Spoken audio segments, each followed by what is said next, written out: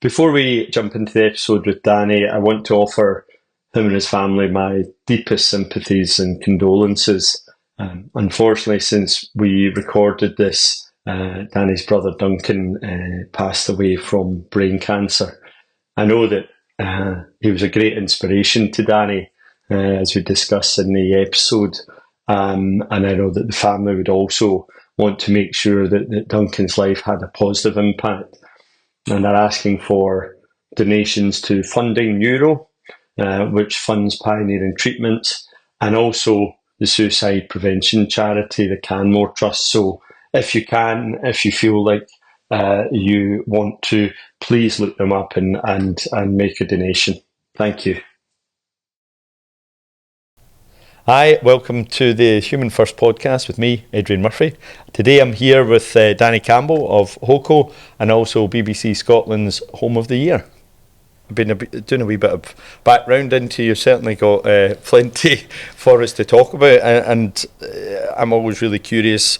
You know, when I do my kind of day job, what people's story, like what's behind the person that's sitting in front of me today. I'm always interested in where they come from. So maybe a wee bit of that story and how we've ended up sitting here today, and we can maybe dig a bit deeper beyond that. Yeah, well, I'm probably a classic middle child. I think that's probably been a good theme for my whole life, really.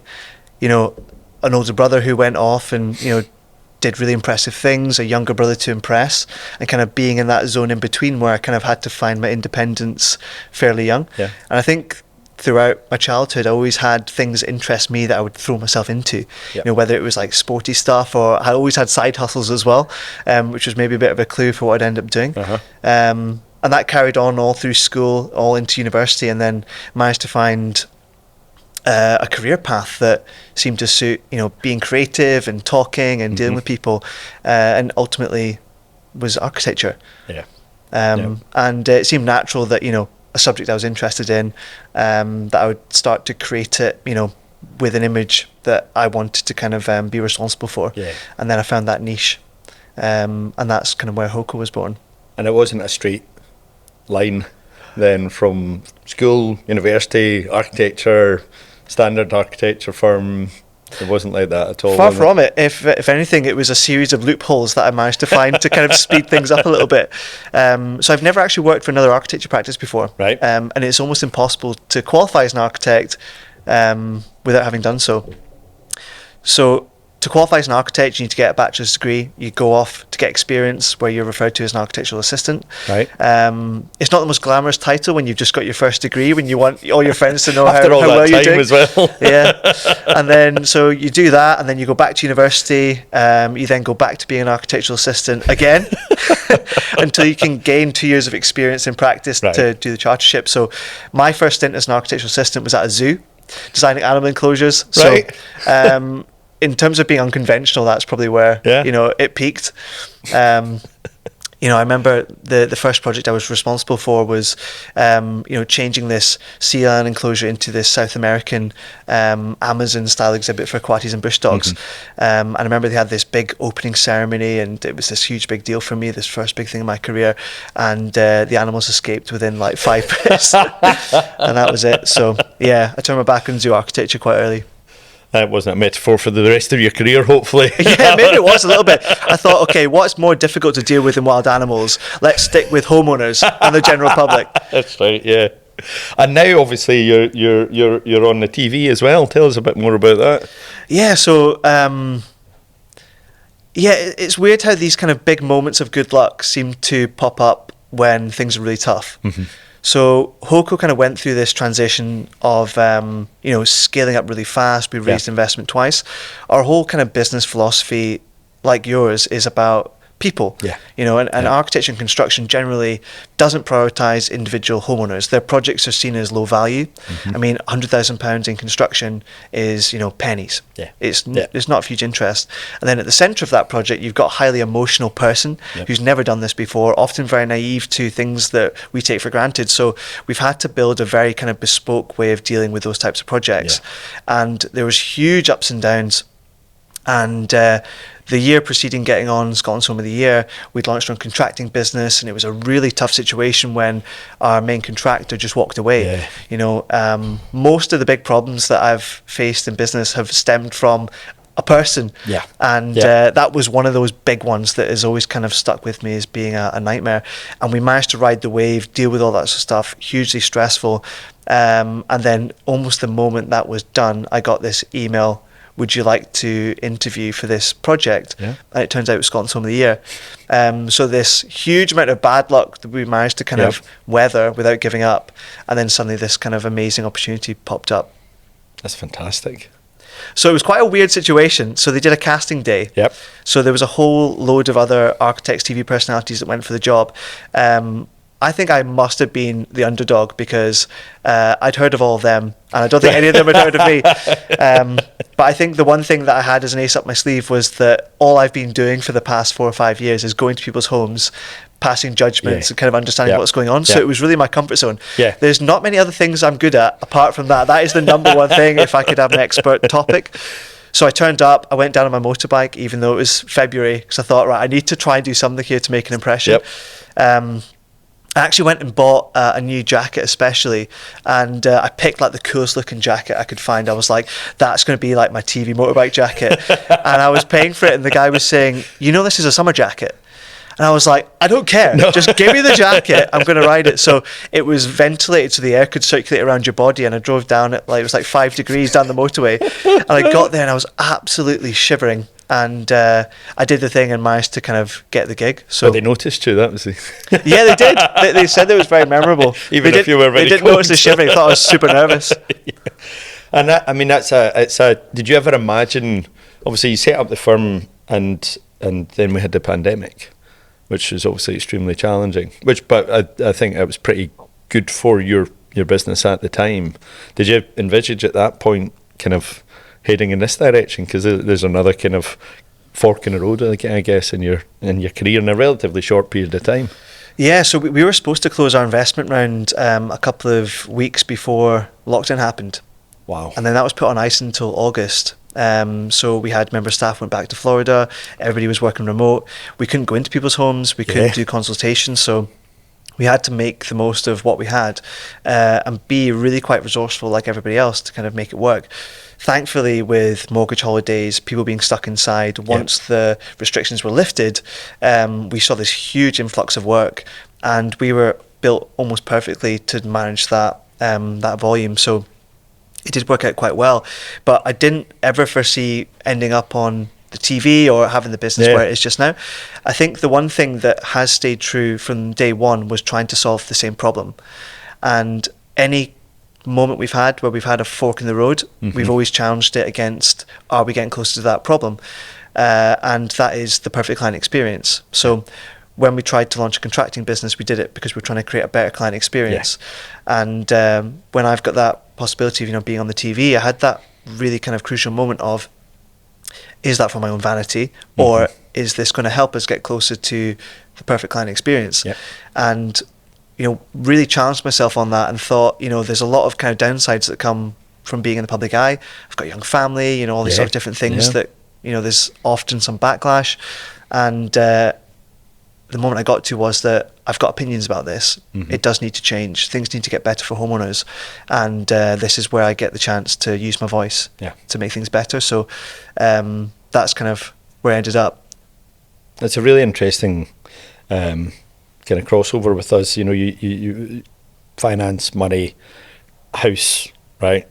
Property, people moving house, building house. I mean, these things are the most stressful things that you can possibly go through, or people do, they worry about money, they worry about their, are they going to be okay? Are you going to have enough? And when they're designing a house, moving house, building house, I mean, that's just, as you say, it's really about how do you manage their emotions and keep them on track for to complete the project. Yeah, absolutely. And I think it's a weird thing having your own business, especially if it's something you really care about. Yeah, it's not a money spinner for me. It's not a vanity project. I genuinely care about people's homes. I've always had a much closer connection to buildings and design than I maybe have with, you know, people. I've got a very kind of small friendship group. And I think that when I think about what home means to me and my family and how important it's been through really difficult times, I've realised that this is a really valuable thing I'm bringing to society. You know, I've got a very successful father and a very successful uncle that went in different directions, one into finance and my dad being a surgeon. And when I look at my dad's career specifically and think about how many people he's helped in very difficult situations with his own, you know, skills, I just think when, you know, he looks back on his career, he'll have a really good feeling of accomplishment beyond, you know, what he's earned. So I think for me, when I look back on the, you know, over 1,000 homes we've worked on, I'm like, that's pretty good. Yeah, you've had a positive impact on 1,000 families. Yeah, which is fantastic. That's just now. That's pretty cool. Who looks after you then? If you're looking after people and their families and these things that mean so much to them, you've got your own family and you've got lots of challenges in your own life. So how do you? Who looks after you, and how do you look after you? Yeah, I think I've over the years kind of learned to be better at looking after myself a lot of the time. I think understanding my own cues that might lead to bad traits or bad habits and trying to lock them down quickly has been really important. I got some really good advice a year ago from an investor who said, the sooner you realise you're on your own, the better. And I thought, you know what, that's terrifying but so empowering. So I know that for me, the things that make me tick are making sure I'm eating healthy, you know, I'm doing exercise, I've got a good routine, I can still go and have fun, but as long as I can then rein it in, and making sure I'm spending enough time with my family and my kids, that I'm prioritising work in the right way. There's all these things that can balance together so that when there are problems, and there are always problems, that I've got a position where I can balance them from. And I think so long as your kind of core things that nobody can take away from you are there, you can manage most, you know, big traumatic work things. So I think looking after myself, I think especially with stuff going on with my family, with my brother being really ill, you know, I think anybody who's had a terminal illness in their family, I know you've gone through a similar thing as well, you immediately can relate to other people who are going through the same. Because on an emotional level, it completely changes your whole world. And you can feel yourself going through this cycle of different feelings and emotions, and especially when you've got other people looking to you for responsibilities. You know, you're the head of a company, your personal trauma is not their problem. You're still expected to meet your clients' needs, support your staff, and do all these other things as well. So it's up to you to kind of manage your own time, manage your own expectations of yourself. And it's very difficult to do when sometimes you feel incredibly sad. I think the benefit from my side is that my younger brother completely led the team on that one with his positivity and his resilience and how open he was to help and for supporting us. You know, he was the rock in that whole situation, and it allowed us all kind of to be strong for him. So again, lots of kind of bits of luck, lots of people who have a moment of, you know, real difficulty being strong, which I think is a source of inspiration that allows me to kind of deal with a lot more challenges than I maybe used to maybe 5 years ago. It does kind of put things in perspective a bit when you have somebody like that and you're when you're close to them. I think that you know, the things that may have bothered you or I, the stressors, the things at work, whether it's people, whether it's a client or whatever is going on, these things don't tend to perhaps play as much as they might have done on your mind, because you've got that sense of perspective. I know it's amazing when you think about how lucky we are. You know, see, if you think about even the most basic things, people talk about gratitude a lot nowadays, but I think if you take, you know, small things like being able to walk up the stairs, being able to see, you know, having a social life, you know, being able to eat certain types of food, really core basic things, not stuff like you got a nice car. No. Real basics. Yeah. And then if you see that getting stripped away from somebody that, is almost another version of you. We've got the same eyes, we've got the same hair, Yeah. we've got the same blood. And to see that being taken away from them, it's almost like watching it being taken away from you. And it gives you this profound feeling of, it's almost like survivor guilt sometimes. I know. Yeah. Where you think it's so unfair that it's happening to them, but then you see them being so strong. And I know for a fact that that if we could change places, he would never let me. And I owe it to him to try and make the most of my life and to let myself not feel guilty and not feel anxious sometimes. Yeah. And it's a very, very difficult thing to do. Yeah. It's a huge challenge. And, even more so for my poor parents who are just the obvious people. Yeah. Absolutely. I mean, you wouldn't wish that on anyone, but you do draw strength from it as well.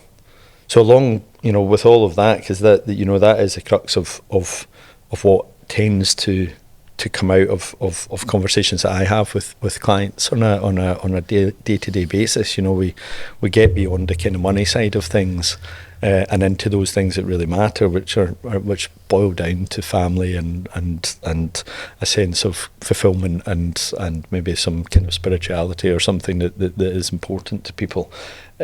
How do you make sure then that you don't allow that all to become out of alignment? Because as we know, from time to time, you've got investors, for example, in your business. You've got your own your kids. You've got 3 kids. You've got your wife. You've got your interests that you want to do. So how do you keep all of that together, and then still have some sense of the future and where are we going and what is this journey? What do we want it to look like? I know, it's like, why are we here? Why are we doing this? I don't know. I really love life. I love my life. Yeah. I've got like huge amounts of energy for it. I think since becoming like less of an anxious person, and just kind of, things aren't going well all the time, but even through the bad times, I think life is just great. It's like loads of fun. And I think it's that energy and that kind of like realism of, I'm not going to get to do this again. I'm not going to get to do this day again. Yep. So, really try and enjoy it. Make sure it's fun as well. I think there's always times when people feel, down, and I get that as well, and I feel low energy. But just accept that, get over it, and then you'll get on to the next bit. Yep. You've got to kind of save yourself sometimes. So I feel that's where my kind of like life plan is. It's as simple as that. Just try and have fun, bring energy, and enjoy it. I think once you start saying yes to stuff and really just dive into loads of different kind of facets of life and things that you do love to do, good stuff just happens. And suddenly you realize, I'm just doing stuff that I enjoy anyway. And then the whole thing just becomes a massive laugh. And even, when we get together as a family, there's bad stuff going on, but we still have a great laugh. We still have so much fun. I used to do this thing when I was playing rugby as I was getting kind of older, where I would sit and imagine myself when I'm like 80 years old. I'm sitting in my amazing architecturally designed house. Everything's minimalist and black, lots of glass, amazing view. I've got my old wife there. My kids have gone and moved house and stuff. And I'm just sitting there and it's quiet. And I'm just taking a moment to myself.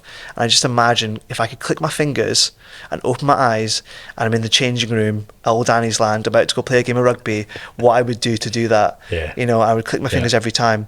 And then doing that in the changing room, I would open my eyes, I'd have the energy of an 80-year-old. Well, the inner energy, not like the actual energy of your 8-year-old. Maybe sometimes and stuff like that. So I think you don't get to do it twice, do you? No, you do not. I think that's how I managed to balance lots of things in. I think there's definitely elements of life strategy that are really important. Yeah. So I go to bed really early. Yeah. I'm usually in bed by about 8:30, usually asleep by 9:30, and get up super early. Yep. It means I've got time to kind of get myself organised. I've usually done, a couple of hours of work before everybody kicks off, because like you, I'm sure your days are kind of bogged down with a lot of talking. And then it means the evening is totally free to like spend time with the kids. Yeah. And the bit I've sacrificed is kind of watching telly and watching movies at the end of the day, which I don't miss. Yeah. So yeah, that's kind That's of my own little interesting. kind of way of dealing with the time I'm allowed during the day. Do you get much time to like you know? That's quite a big one to give up, you know, because everything's on TV now or on YouTube or whatever it may be, much like this, probably. But do you read? Is there other things? I know you love CrossFit, obviously that, and I can relate to the physical aspect of that. What do you think that does for making sure that that's a non-negotiable almost within your life? Yeah, and it's the impact that has. Yeah, so I go to the CrossFit gym in Kirkintilloch, which is just down the road. It's absolutely amazing gym. CrossFit is this phenomenon in sports where you turn up, you absolutely throw your heart and soul, 100% of energy in, everybody is dead by the end of it, you fist bump each other and you walk out. You don't need to go in and motivate or have a plan. You just go in, you're going to have to work hard. So it fits me perfectly. It's all in 1 hour. And the people there are lovely as well. So I think for me, that's where I kind of get a lot of my emotional stress out. I'm not really playing rugby anymore since I got my tooth knocked out at the start of the year, which is not great for the TV career. Not great look for the TV. So I think having that there is this thing at the start of the day where I've got time allocated. Nobody's going to be contacting me at 6 or 7 in the morning. It means I get it done, and for the rest of that day, I know that I've actually done something good already. So it kind of sets me up for success, I feel like.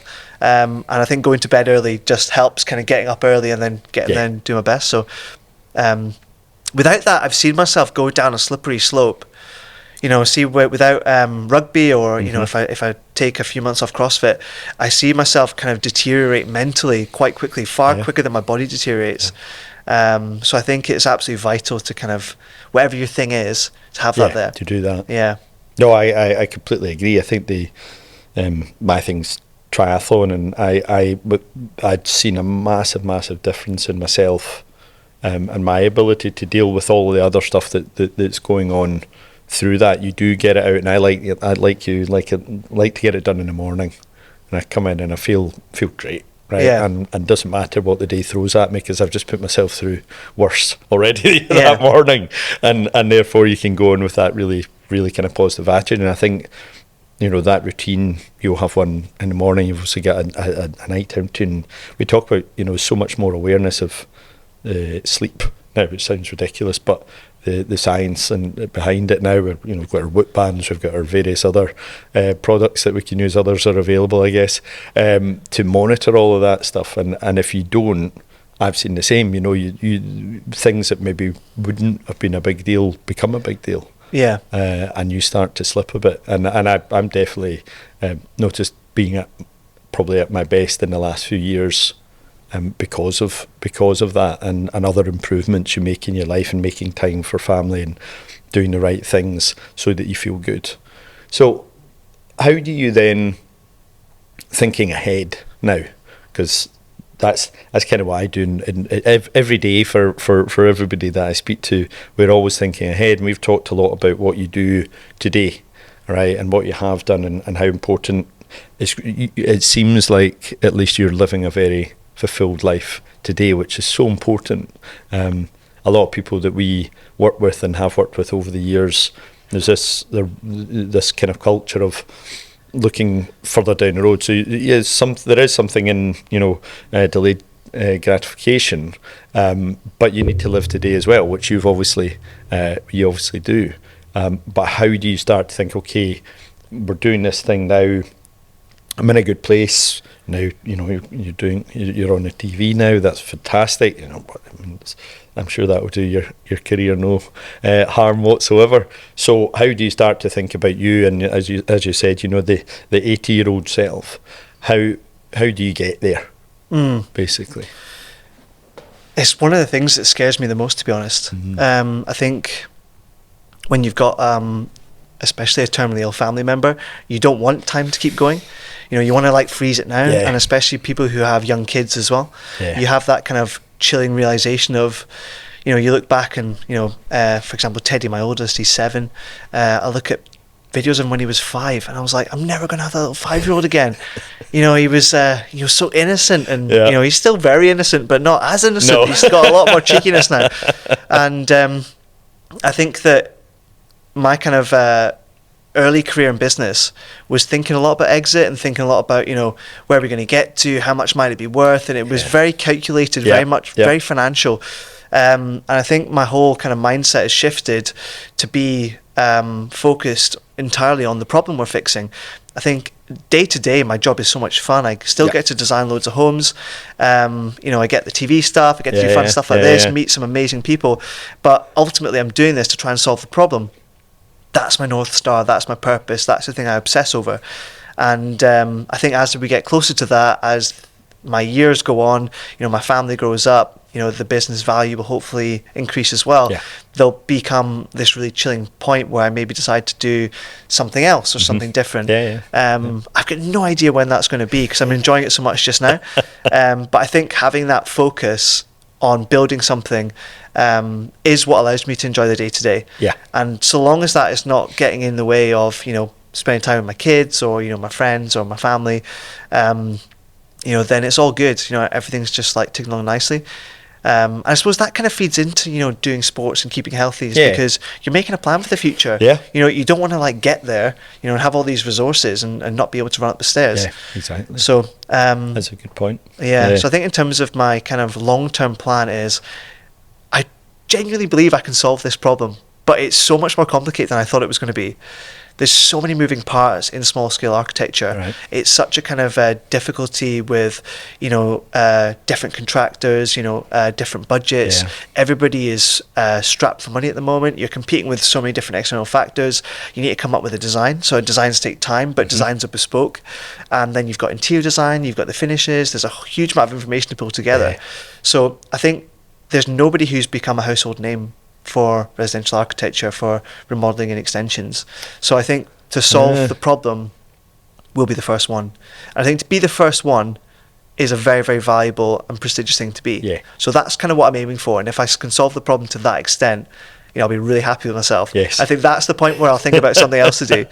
That's when I'll start a podcast. That's right. We'll see how this one goes, and you can decide after that. I think it's really important that because I always thought, and this is very simplistic, but if you do the right things for the right reasons, then ultimately the rewards will follow. Now, that's quite. I still believe that, and that's very much how I've built and run my business, and fortunately that has largely been the case, but it's not quite as simple as that, as you know. So you do have to have that kind of focus on, right, what if something goes wrong, and we both experience that in our personal lives.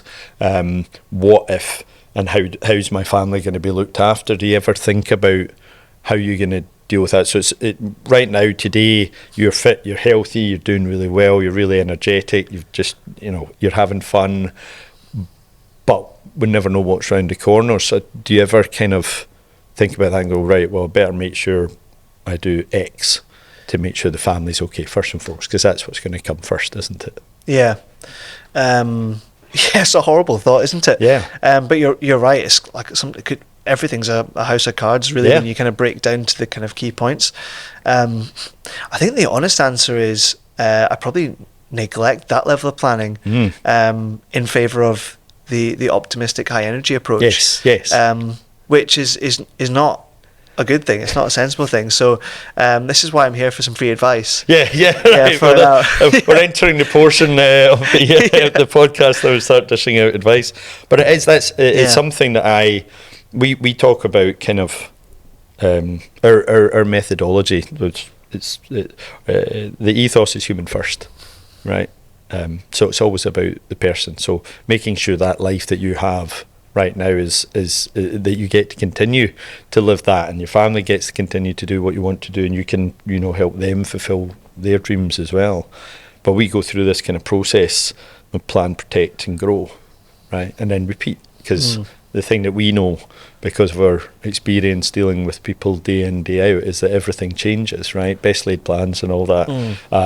So it's, how do you start thinking about where are you in that process? Are we planning for the future, or is it a case of, do you know what, I need a wee bit of peace of mind, to know that the family is secure, that God forbid something happens to me, that I've got everything in place that I need to do, because the vast majority of people that I speak to, who you would expect would probably have most of the bits and pieces in place, don't, because generally they're like you and I, you know, they're thinking about driving the business forward, they're thinking about having fun in life, they're thinking about staying healthy, they're spending time with their family, but you know, there's a granularity, there's a level of detail actually maybe below that. You might want to go, yeah, maybe I should do something about that, because that gives me even more freedom, more peace of mind to go and really go for it. Yeah, no, you're totally right. And it's almost like when you're looking at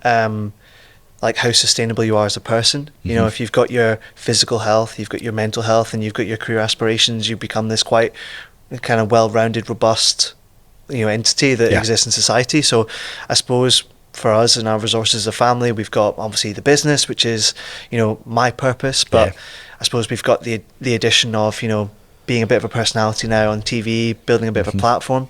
There's a few other things that, you know, starting to get involved in, you know, with regards to, you know, I've always had an obsession for micro homes. I think that's something that could further our problem, you know, that we're trying to solve. And it's just making sure that any of these kind of additional, you know, tangent things are standalone, you know, entities, so that if I get cancelled on TV and I've said the wrong thing, which I'm paranoid about, is that, you know, that the whole world isn't going to come crashing down, and there's other things that are in place. So yeah, I think it's really good advice. I think there's probably really simple ways to do that I'm not aware of. There is. And that's kind of the point. None of this has to be like rocket science. And it is. There's some really simple pieces along the way. And when we talk to people, like, you know, for example, having a will. Now, we don't do well. We're not solicitors, but it's one of the first things we talk about. If you don't have a will, there's any of the cool financial planning stuff that we might do for you, and the aspirational pieces and modelling out your life for the next 30 years and how that might all pan out is irrelevant if you don't have a will in place and something happens, or if you don't have some life insurance to make sure the family's okay if in the event of your unfortunate demise. These are none of the things we want to think about, but some of the things that we kind of have to do. And when we do that, it's amazing. You see the relief in people and go, right, okay, so I know I'm fine and everything. Well, I'm not going to be fine in that scenario, but the people I care about will be. You know, and also the business can sustain. That's the other bit. The other people don't, you know, that people don't think about is what happens to the business as well. How do I make sure the people that I employ, the people that rely on this for their livelihoods, that if I can't be there, you know, through illness, injury, whatever it might be, that carries on as well.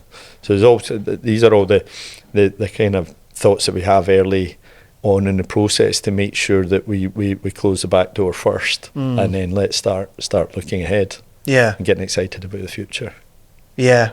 I mean, I think if you kind of understand the whole process, you know, it's like when people are designing a home, you know, we always say start off with the high level design first and get the budget right. If you know what it looks like and you know what it's going to cost, you're not going to go far wrong. So it's the exact same principle. Then you can add those layers of detail. I think, you know, being someone who's naive to a lot of this, I'll go in with like the really high level of detail, just randomly, sporadically. So I think that's why getting good advice is probably key. Yeah, absolutely is. It's something we find when we focus in on those things that really matter to people and go, right, okay, well, let's make sure that all of those things are protected in some way, whatever shape that takes, whether it's a really simple solution or something a bit more nuanced. But once you do that, then you can go, right, oh, that's great. And actually, see, now I've done that, something else has come to mind, and you start finding there's goals and there's aspirations that you didn't even realise you had, which I always find fascinating, because you can see those wee light bulb moments, and you might see it with your